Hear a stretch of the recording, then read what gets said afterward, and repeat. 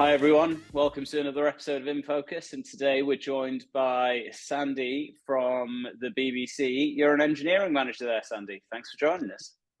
Thank you very much for having me, Usman. No problem at all, no problem at all. One of the first questions I ask everyone on the In Focus podcast, for anyone that's listened before, you'll know what's coming.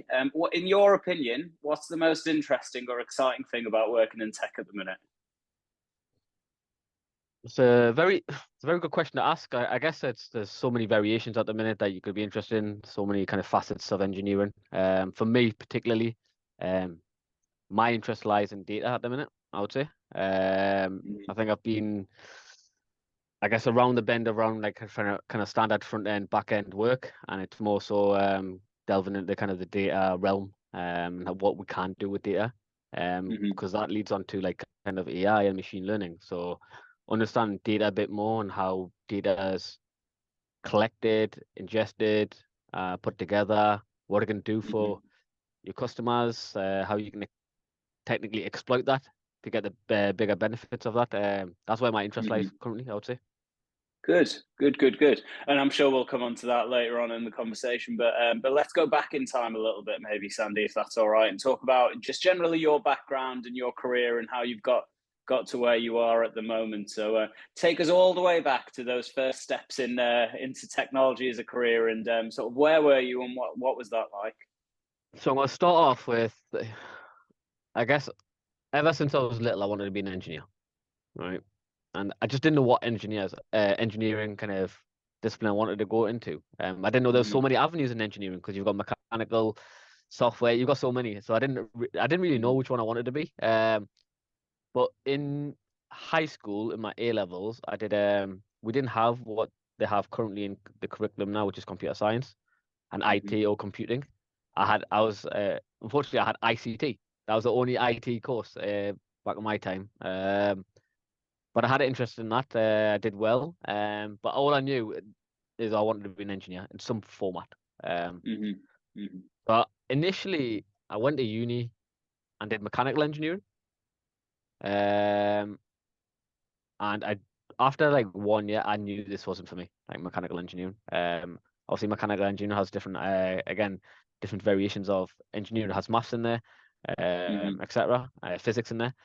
But I just when you know when something's not for you, I just knew that wasn't for me. And funnily enough, the way I went into computer science is more so I kind of just flicked through the prospectus book, and literally just seen, ooh, a good degree there. Ooh, it's got good jobs. That's how I picked it. Honestly, that's no lie. I literally picked it.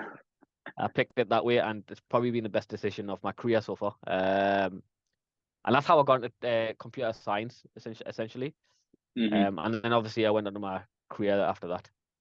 Yeah, no problem. And you started out in testing, didn't you, to start with? I did, yeah. So another thing around my computer science degree is it was a mixture of practical and theory, which was great. But I knew I wasn't one of them that got it straight away because I didn't have the background. I didn't have like the A levels or the kind of the GCSEs behind me to help me do computer science. So I was kind of playing catch up, which is fine, because one thing I do have is like hard work. So I kind of put the effort in to get rewarded in the end.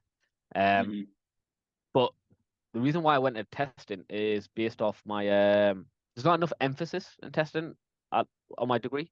It's more so you had to know it already. So when I went and did my dissertation, I presented my dissertation, but I got marked down in testing.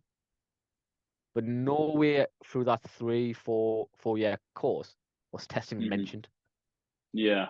Nothing was mentioned around testing. Nothing was mentioned around methodologies or etc. etc. It's like you had to know it already. Which I don't know if it's changed now because obviously this is about 10 years ago now. But they weren't in the curriculum. I got marked down in testing. I was like, right, I'm missing testing off my boat. I want to be well rounded in terms of engineering. And that's how I went down into testing first initially. Okay, good stuff. And I think, it's an interesting point about curriculums and whether they're up to date, not up to date.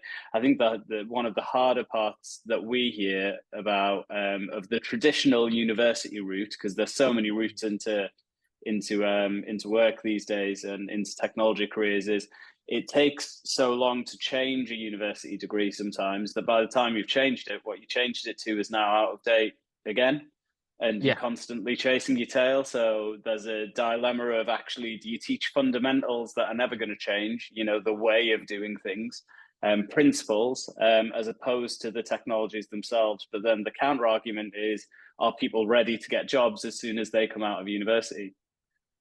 I would say, and I can only go based off my degree at the minute.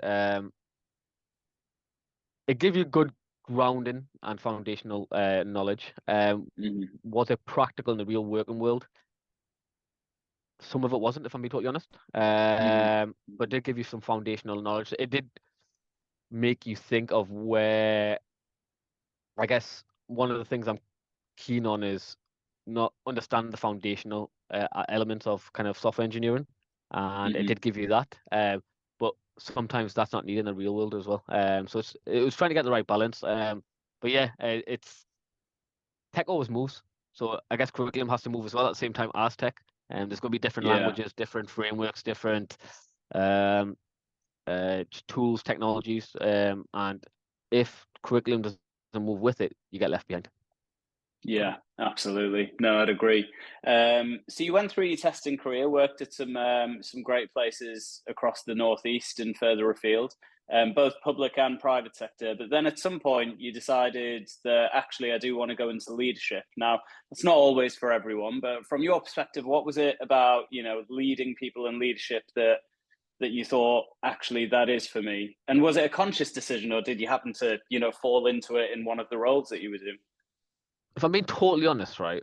If I'm being totally honest, I wanted and it's obviously I'll bring some personal stuff into this now. I don't think I just fell into leadership. I would say more so I want to be the best I can be whilst I can be, and obviously family kind of my family went through some struggles during whilst I was at uni, and I had to drop out of uni for a year to support my dad. He went into a bit of debt, so I worked full time for a year, just to support the family, um. And one thing I realized that was probably the trigger in my life, I would say, going through that process, that I don't want to ever worry or my kids to worry in the future about Mm-hmm. debt, money, etc. And that's where I kind of from then onwards after uni, that's when I pushed my career. So I really pushed it from doing a lot of learning um outside of work initially. To just be Mm-hmm. I like to be a generalist, not a specialist. So I did a lot of learning outside that. But in terms of leadership, I think for me it was more so I got a self-satisfaction out of it, to see other people do well. Mm-hmm. Um, but that's kind of the general norm, isn't it? Like to do the best you can be whilst also realizing that money-wise, like you've just went through kind of a not traumatic experience, but you've just had to drop out of uni, help your dad, help your family. Mm. The usually what you hear is management is where the money's at. That's why you hear it. Like that's Mhm. always been like Mhm. inbred in our heads. And that's where I went down the management route. And to be fair, I enjoy it. I enjoy seeing people do well. I enjoy helping coaching people. I've recently became a mentor as well, externally outside the BBC. Brilliant. And I'm mentoring a software engineer who I don't know. Mhm. I'm mentoring them. I just get a buzz out of it, if I'm being totally honest. It took me about 10 years to work that out, I would say. Go through the motions, go through everything, to see if leading is what you want to do. Because as soon as you start leading and managing, you are left Mhm. hands on. And I do miss it sometimes. I'm not gonna lie. I do miss the conversations, in like the technical conversations. But I like to see people grow more and influencing people's development. If I can make a one positive impact on anyone I mentor, coach, or manage, I've done my job. And personally, that's how I see it. And that's what Mhm. I aim to do. I aim to lead from the front. That's the type of leader I'd like to be. Yeah. No, absolutely. And would you say that's the sort of key to what you think is good leadership from your perspective? Because this is obviously a very subjective question. Everyone's going to have a different answer, but leading from the front is obviously up there. What else would you say, categorize as good leadership? Or what can people expect if they want to apply and, work with you at the BBC? I guess everyone has a different leadership styles. for me, it's more being more. It's for me, it's ensuring my team know I'm there, and they've got my support and my backing. And obviously, I will be kind of fair and firm across the board, and not kind of have any kind of discrimination against who I speak to or biasness. It'll be firm and fair, same message across the board. But my style has always been be close to the team, be close to the people, be transparent, I would say. And I think as long as the people that you manage know you are doing as much as you can for them with the kind of constraints and variables within your kind of domain, I think that's good enough for everyone because we all have constraints. We can't just go promote people every two weeks or whatever it may be, or every 2 years. Yeah. We have constraints, but as long as you manage that and be transparent with the kind of recipient on that, I think they respect that more personally. And for me, leadership, I'm very much grew up like a protector and a provider, and I see leadership as a protector and a provider. So a protector from you're gonna have to go through me if you're gonna kind of have a go at my team or have a go at someone. You're gonna have to go through me first, and a provider in terms of opportunities, in terms of just the development, etc., and letting them grow. But being a protector and provider is from a I am that from a career point of view and as well as home. So that's how I am. Good, good, good, good. And what's it been like going from a one specific area? So you were a tester, hands-on, moved on, through the ranks into automation, lead testing, test manager. You were in charge of the automation test function at Tesco Bank. So not a small operation there in terms of what you were looking after. This is your first role, if I'm not wrong, where you're looking at stuff that isn't just testing. You've got, an entire sort of development team across the board. What's that been like? Because I think for some people listening, they maybe haven't had that experience before, but maybe they think, well, actually, is it like, what's it actually like to transition from an area into a more, broader scope? I think it depends on the person. So I've always been, I guess, a techie, someone who's obviously had the background of software engineering. I also feel, and this is my personal opinion, I guess every company is different, but I feel test engineering or automation testers, they are engineering. Like there's no point separating them out. They are engineering, they're part of a kind of cross-discipline team. So for me, managing an engineering team is not much of a step. It's something. It's not a big step for me personally because I've got the development background, I've got the testing background. It's more so I can kind of I don't have to be stuck in one area, if that makes sense. And that's why I felt like making the change as well. Not just being kind of in an area, and it's not just regards to Tesco Bank because everyone has their own setup. But I didn't want to just be in testing. I feel like my skills and my kind of expertise could go wider because of my experience. And just having the background I've got, which is like software engineering in general, and that includes testing. That includes a lot of things. So I think for me, it's not a big step, but also it could be daunting for some others to step out of that. I think you just got to recognize who you are, what your skill set is, and for me, it wasn't daunting. It wasn't a big step because I was comfortable in my ability and my knowledge and my kind of history. I've always been like like a tech geek at some point. Obviously, kind of slowed down over the years, but yeah, it wasn't essentially a big step for me. Okay, cool. Good stuff. And while we're on, talking about the BBC, it's still a relatively new news story for, the Northeast. So talk to us a little bit about, what you're doing there, what you're building, because I think you've been there, is it about 8 months now? 7 or 8 months? Yeah, roughly 7, 8 months. Yeah. Yeah. So for anyone that doesn't know, what's going on at the BBC in the Northeast from a tech perspective? Well, I'll explain that first and then go back to what I'm doing. Yeah. So what's going on in the BBC? So BBC, I think they made a decision a few years back that they wanted to have a presence in the Northeast. Obviously, I think a few factors they kind of disrupted that with COVID, etc. Happening as well.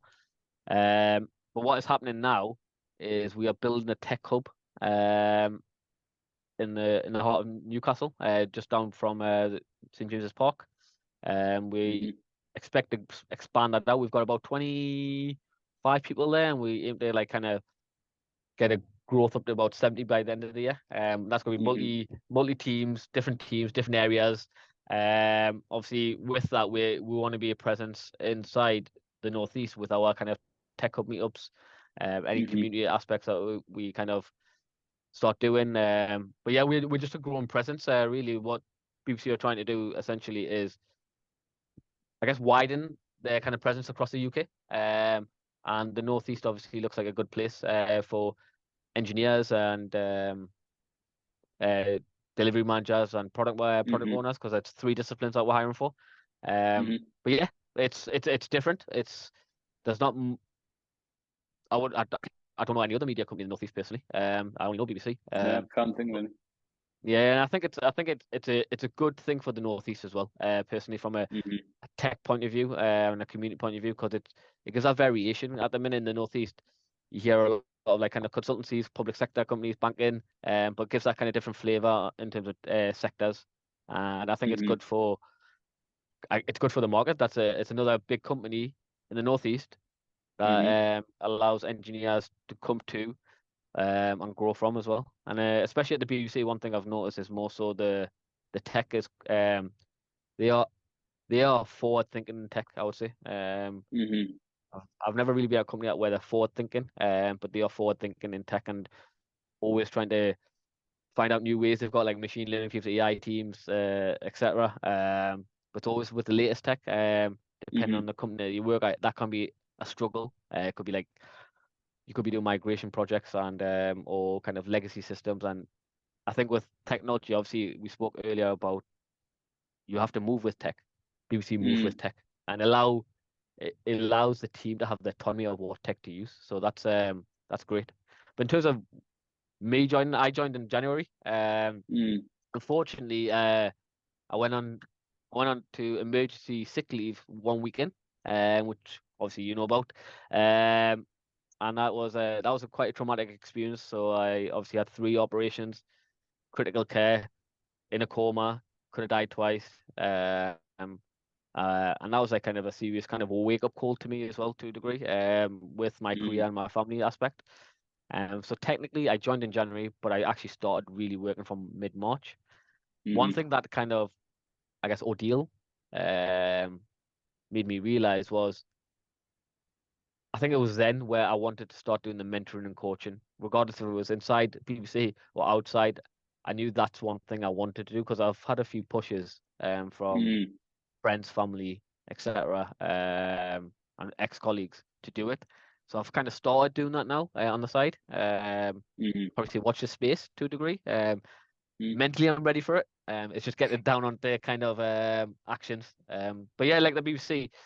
What we're doing, the area I work in is data. So we're building a BBC want to own their own data within the next 5 years. That's like kind of the headline story. And we're trying to build we're going through a big data transformation program where we kind of redevelop or add and build the whole data kind of platform. And that, for me, at the minute, I'm looking after teams that are looking at internal tools as well as like ingesting data. So one of my teams ingests raw data, and they look at the quality, the accuracy of the data to pass on to whichever customer, and that customer could be internally, and will likely be internally, and then they can exploit that data for their customers. So we're kind of the first team in the kind of chain. But there's other teams there. We've got ML teams, we've got platform teams, core platform teams, governance teams. It's a really exciting area to come into because we're at the start of the transformation, and hopefully BBC will get to that kind of headline of unknown data in 5 years. Brilliant, good stuff, and certainly lots going on there. So if people want to apply, reach out to Sandy, have a look at the careers page, and get in touch, because I think you've got capacity for a fair few more, haven't you, in the office? So within my team, I've done a few hires, still got some open roles, but there is a lot more roles. I think we've got off the top of my head, we've probably got about 20 or actually 15 engineering roles, and that will be within different teams. One thing that's probably evident as well is I will be I am the engineering kind of site lead. I might not manage it directly, but I'm part of the kind of leading the community, leading the kind of culture side within Newcastle engineering. And yeah, apply. It's a fantastic place. It's for me what bring what I've seen so far in my 7 months here is the culture, the environment, and the tech. And I think for an engineer, tech is very important. The autonomy that like we have here is great. Like you can literally, as long as it fits the purpose of what you're doing, we pretty much can use any tool. And that's the Yeah, latest as well. that's pretty unheard of, isn't it? As far as organizations go, to have that almost exploratory feel to it. Where as long as you're moving towards the end goal, you're free to do what you want, which which sounds great. You may have answered it just there, but from a culture perspective, I mean, how do you define, what a great culture is from your perspective? Diverse, inclusive, open, honest, trustworthy. I think they're probably the key words I would use in terms of culture. I think we've got to recognize in today's world that we have variations of needs of everyone, and we have to make sure that we're inclusive to those needs. We also want to make sure that we're not discriminating, so we want a diverse kind of aspect to things. And I think it's hard. It's hard to get like what is the perfect culture. I think for me personally, the perfect culture would be what the people want essentially, and ensuring that there's a balance between working and having a great feeling around. You can go to anyone for help. You can like your family life's taken into consideration if you need to take some flexi time or whatever. That's the culture that you want to bring, and given the culture as well, like the socials as well, etc. You want to bring that in as well. So you just want to make it kind of open, honest, fun, but make sure it's diverse and inclusive because we're all different. We're all come in all shapes and sizes, and we just got to ensure that we don't kind of, I guess, narrow our culture to kind of one set of folks. Be more so like everyone. But at the minute, it's great. Obviously we're brand new and we've got a very diverse team already. Very inclusive, very open, and everyone gets involved and everyone helps each other. I think that's a way. That's what we need to maintain. We also got to give opportunities to people as well when it comes to exploring their kind of development, and that's part of the culture though as well. It's not just a culture from a social aspect and the helping aspect, it's also the development aspect as well. And on that development side, I suppose, people trying to break into the industry now, because there is still this gap between what they learn and getting that first job's probably the hardest one to get. Yeah. Once you get that first job, everything's a little bit easier after that. But what advice would you give to people wanting to get into that first job now in whatever discipline it might be in tech? I think for me, I've recently had this. I just came from a stag, and there was a few of us it was in Malta. There was a few of us that were like in project management, PMO. I was in engineering. One was like a database developer, but one was a maths teacher. And I got this question asked by the maths teacher because he's wanting to break in. And my main advice would be, as long as you have the passion for it, the commitment for it, and the willingness to get back up when you make mistakes, it's all about the right attitude. I think anyone can get in if they've got the right attitude. I think one thing I've noticed in probably today's society is computer science is becoming a bit of a trend in terms of university degrees. Whether it's the right trend or not, or depends on the person. But I think some people are just kind of following it because everyone else is doing it. For me, you've got to have a passion.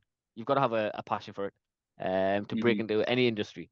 If you don't have a passion for it, and I guess if your motives are different, to not having passion and commitment for that area, it's going to be a struggle as well, I would say, because passion brings a lot of things. I think passion makes you drive more. Passion and commitment makes you kind of want to learn, wanting to kind of grow in that field. But without them two, it's going to be very difficult if it's for, like, I don't know, financial reasons you want to get in this industry.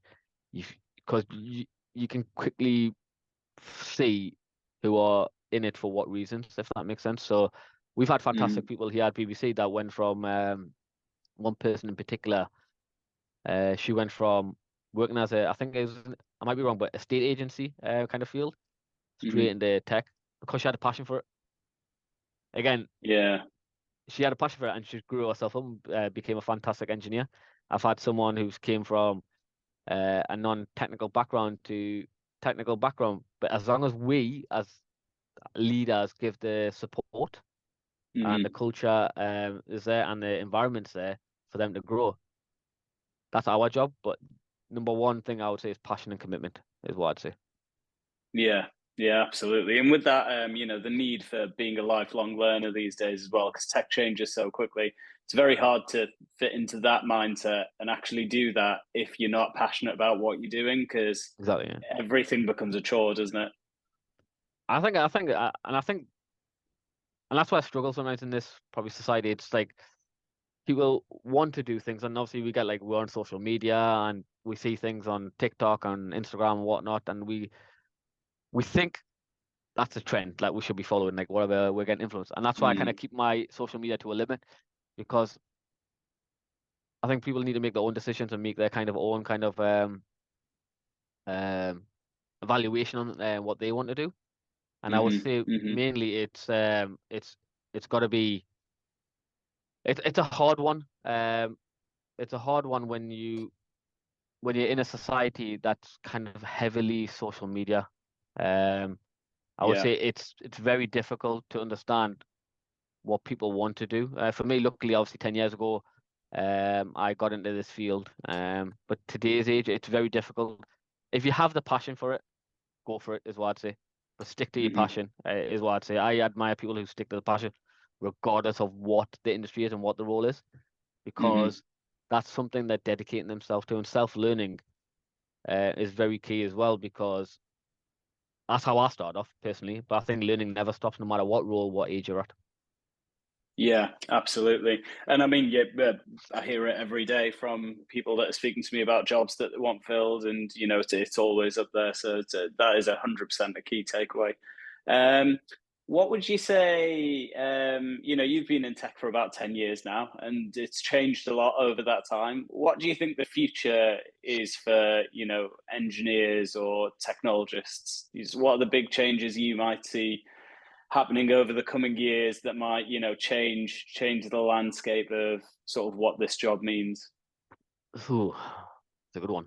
We come out with different titles all the time, don't we, and roles as well. Like I hear Yeah. different titles all the time. Ninja developer or staff developer. Like I think that honestly, I think obviously AI will be a big thing at some point.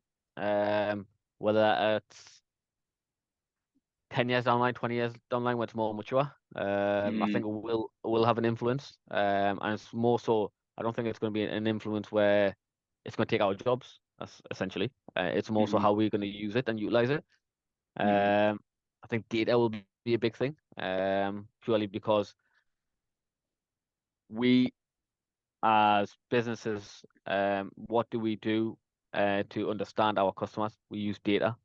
So it's how we leverage data. I think so. Data will always be there, and how it's used. Like AI uses data, machine learning will use data. So I think where it's going is more down the kind of AI, machine learning, data route. And I'd say I'm not afraid of that coming. I think some people might be afraid, but I'm not personally. I think it's all about adapting to technology. Like 20 years ago, the technology we use, is that still around? Maybe parts of it. It just changes, and you just got to adapt. You've just got to be open to, I guess, adapting to new skills and technology. And again, come back to the continuous learning. It'll Yeah. change in 20 years time again, and again 20 years down the line again. So it's just adapting. It's just a new thing for me. Yeah, no, absolutely. Great. Final one from me then, Sandy. In your career or your time in general, what would you say is the best piece of advice you've ever received? So I had a mentor back in my first job, and I live and die by this. Be comfortable being uncomfortable. Be uncomfortable being comfortable. So basically, don't settle. Hmm.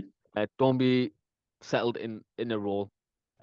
Always look to do things that you are not uncomfortable with, because then you become comfortable with it, and then you strive Hmm. to grow even more so. Hence why I'm on this podcast. I hate being in front of cameras. I hate doing public speaking personally. But Yeah. since that operation, I've just got a new sense of sense of life where I'm just gonna throw myself out there now. Whether I Hmm. fail or not, I don't really care. But I think challenging yourself and being self-aware and self-disciplined is very key. But for me, being comfortable, being uncomfortable, being comfortable, and be comfortable being uncomfortable is probably the best advice I got off my mentor back in 2015, I think. Hmm. Because I still use it to this day. It's my mentality, Brilliant. really. Yeah. Good. Good, good, good. And you've smashed this, so don't worry about that. You can tick video podcasts off your list Yeah. of things to get comfortable with. But yeah, thank you very much for your time, Sandy. I'll post some links up, obviously, with the video of how people can get in touch. BBC Careers page. Reach out to me or Sandy directly if you want to know anything else. But yeah, otherwise, there's nothing left for me to say other than thanks for joining us, and thank you very much for your time. Thanks for having me, Osman. Much appreciated. No problem at all. Cheers.